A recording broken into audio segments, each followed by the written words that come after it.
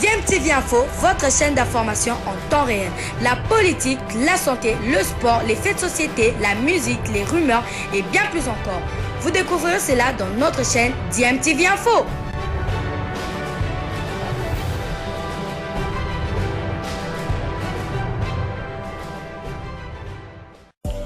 Vous êtes sur DMTV, bonjour ou bonsoir, tout dépend de l'heure à laquelle vous nous suivez. Tout plaisir est pour nous de vous retrouver, mais surtout de savoir que vous êtes nombreux en train de suivre votre chaîne YouTube DMTV. DMTV qui vous propose l'actualité, vous propose également des analyses et des réflexions sur des sujets d'actualité, sur des faits sociaux, tout simplement sur des réalités que nous observons ici chez nous en République démocratique du Congo. Chers habitués des DMTV, aujourd'hui encore nous revenons sur un sujet qui a défrayé la chronique concernant évidemment les déballages entre Constant Omari, ancien président de la FECOFA, et le président ad intérim de cette organisation. Il s'agit de Donatien Tshimanga qui assure évidemment l'intérim en attendant les élections qui vont pouvoir permettre à un nouveau comité, nous espérons, de se mettre en place. Donc le président Constant Omari avait dans les réseaux sociaux, enfin pas dans les réseaux sociaux, mais au cours d'une interview qu'il avait accordée à quelques journalistes, il avait un peu attaqué son successeur, Donatien Tshimanga, les traitant d'incompétents, etc. Et Donatien Tshimanga avait réagi en étalant sur la place publique les détournements de fonds que Constant Omari organisait régulièrement au sein de la FECOFA. Et il nous manquait donc les images, enfin l'audio de propos tenus par Constant Omari, du moins une partie de ses propos. Donc maintenant nous sommes en possession de cet audio-là et des images de Constant Omari de cette émission où il avait quand même attaqué sérieusement Donatien Tshimanga. Nous vous proposons ces images et ensuite nous allons nous retrouver pour pouvoir analyser un peu cette situation. Voilà la révolte des joueurs. Quand ils disent maintenant nous devons réagir, il faut monter d'un. Est-ce que vous avez vu cette révolte? Deux, je vous ai dit tout à l'heure au début que les joueurs me téléphonaient. Tout ce que j'avais mis en place. Je ne me souviens plus, pendant mes années à la tête de la FECOFA, c'est tous les dernières années, quand les joueurs ont passé 6 heures à l'aéroport en train de dormir assis en attendant qu'il avion arrive. Je ne me souviens pas. Je ne me souviens pas. Un jour à l'étranger, que nous terminions les matchs et que la délégation de Kinshasa a à l'aéroport pour prendre l'avion, ceux qui sont restés à Casablanca, on ne sait pas chacun va dormir où. Et ce sont les joueurs eux-mêmes qui ont cherché une chambre à l'hôtel. Parce que mon téléphone. Je ne peux pas comprendre que pendant qu'ils sont en train de jouer, on mène par 1-0. Ceux qui sont censés rester là pour motiver les joueurs, prendre l'avion pour aller assister à un match amical. Ça c'est faux. Ça signifie que vous démotivez les gens. C'est de l'irresponsabilité. Est-ce que l'objectif était un match amical ou bien la CAN, les éliminatoires? Vous comprenez? C'est que non, je ne parle pas de raison. Je dis mais ça je trouve irrationnel. Le combat se solutionne même par 1-0, c'est de rester sur place. Un commandant de bord doit être le dernier à quitter son avion ou le navire. Mais je ne peux pas comprendre qu'à ce niveau-là, qu'il y ait des personnes qui quittent, qui vont vite à l'aéroport parce que l'objectif c'est d'aller assister à un match en Algérie. Ça, ce n'est pas bon. Ça, c'est condamnable. Je ne peux pas comprendre d'apprendre que c'est le ministre qui doit réunir les joueurs, qui doit réunir les entraîneurs pour parler de l'équipe nationale. Quelque part, il y a démission de l'organe qui est censé le faire. Ça signifie quoi? Le pouvoir a horreur du vide. Voilà. Si le ministre me dit qu'il n'y a pas d'interlocuteur, je suis obligé de le faire. Quand je demande ça, personne ne m'amène ça. Je suis obligé de le faire. C'est qu'il y a défense quelque part. Je ne peux pas comprendre. Vous avez vu chaque fois que le chef d'État nous a visité, quand j'étais président. Moi, j'étais à côté du chef d'État. Parce qu'il avait besoin des explications, il vient me poser la question. Mais que j'observe, nous sommes dans la salle, les membres nous sont quelque part, aux encarbures, quelque part logés là-bas. C'est des lits. Non, ça, j'ai vu, ça m'a fait mal. Moi, je l'ai à la télévision, ça m'a fait très mal. Ce sont des choses qui me faisaient mal. Pourquoi devons-nous? Après un match, j'ai reçu 2 joueurs, 2 anciens. Du stade, ils sont venus directement chez moi.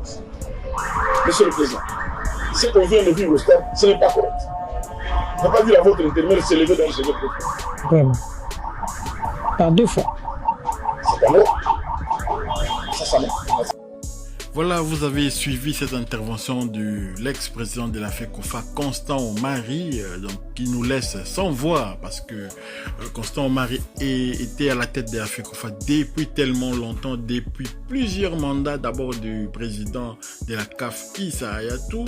Ensuite, il était toujours là quand le malgache Ahmad Ahmad a pris le pouvoir à la CAF. Il était là encore lorsque Motsepe a pris les rênes de la CAF. Donc vous voyez, il a traversé tellement de présidents de la CAF, des présidents même de la FIFA ont défilé et Omari était toujours là. Alors on peut pas évoquer ici tout ce qui n'avait pas fonctionné pendant son mandat, mais quand même nous sommes surpris qu'il puisse épingler 2 ou 3 couacs. Quand je dis couacs, 2 ou 3 couacs dans ce qui est arrivé à Donatien Tshimanga, qui peut-être n'était pas préparé à prendre les relais, où il y avait tellement de dossiers qui étaient verrouillés par Omari. C'est Omari qui s'occupait de tout, c'est Omari qui s'occupait de l'argent, c'est Omari qui s'occupait de toutes les décisions. Donc forcément, Donatien Tshimanga ne pouvait pas assumer cela du jour au lendemain. Et lorsque Constant Omari parle de ce qui s'est passé récemment avec Donatien Tshimanga, que certains joueurs se plaignent, etc. Mais de quel joueur il s'agit, hein? Nous pouvons citer plusieurs couacs pendant les mandats de Constant Omari, mais il a tellement duré longtemps à la tête de la FECOFA qu'on ne pourra pas énumérer tous les couacs qui ont été possibles pendant son mandat.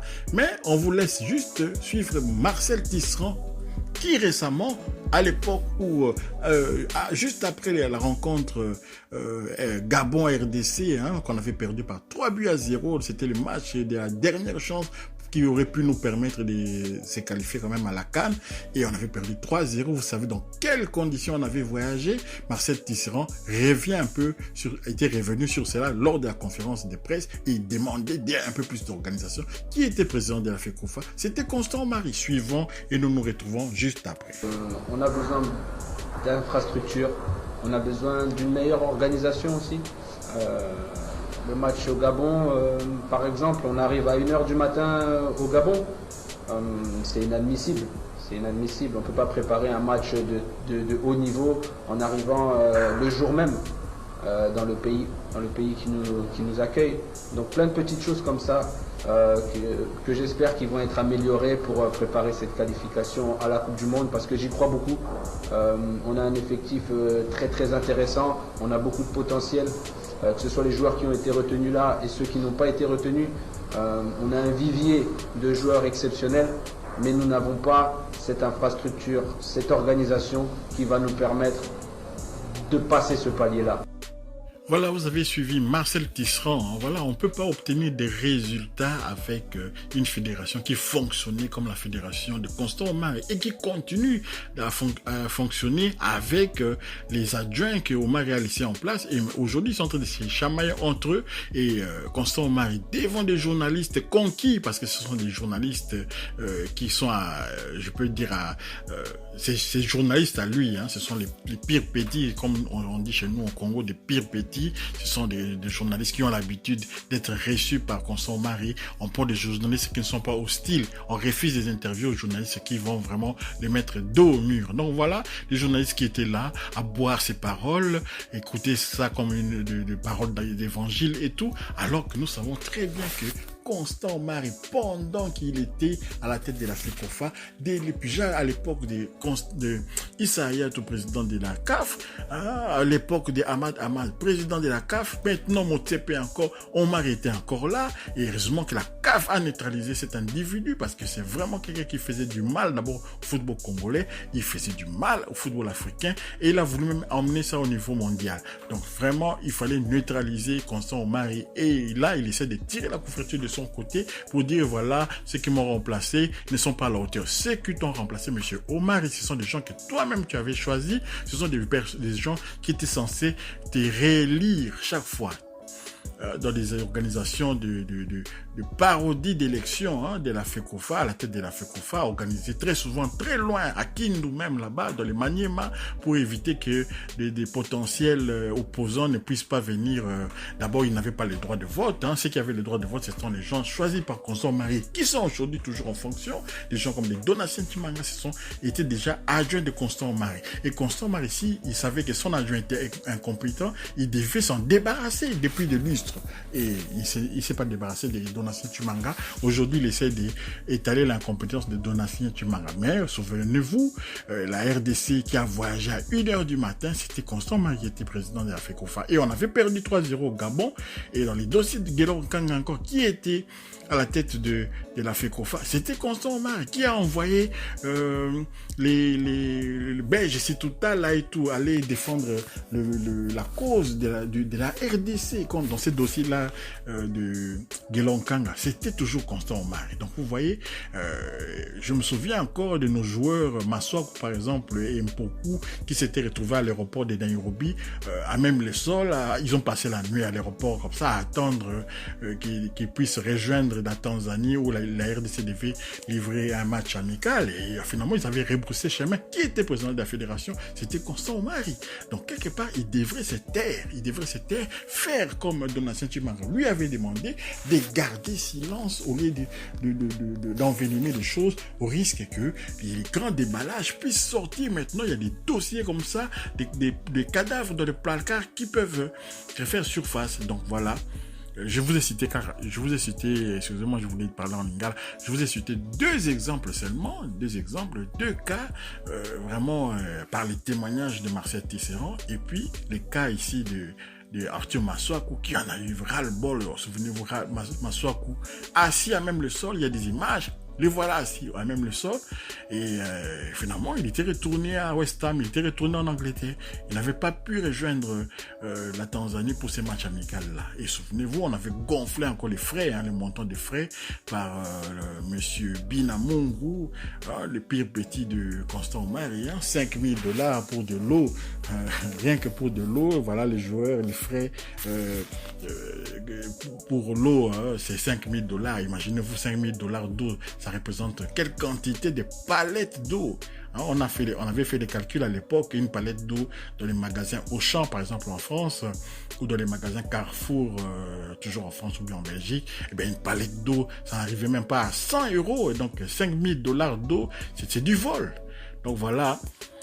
C'est qu'on voulait dire un peu, parce que ce débat n'est pas encore fini. Là, vous n'avez eu que 2 minutes de l'intervention de Constant Marie, où il a vraiment attaqué Donatien Chimanga et traité d'incompétent et tout.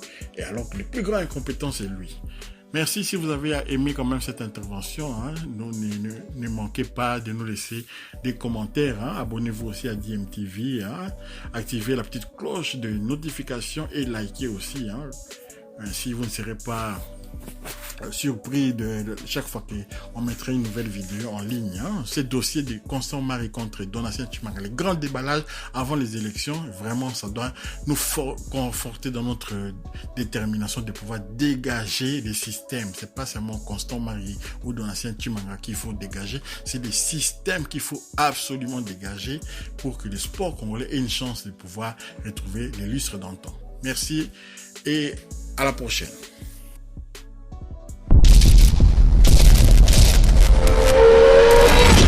Bilile le kamalo bana ebele.